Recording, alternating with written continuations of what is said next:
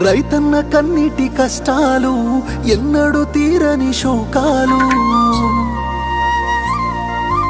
అప్పులతో ఆత్మహత్యలు తలరాత మారని బ్రతుకులు రైతన్న కన్నీటి కష్టాలు ఎన్నడూ తీరని శోకాలు అప్పులతో ఆత్మహత్యలు తలరాత మారని బ్రతుకులు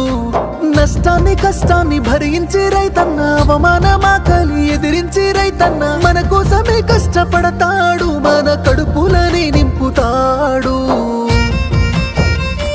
అయినా రైతన్నకి నాడు ఉండదు కంటి నిండా కునుకు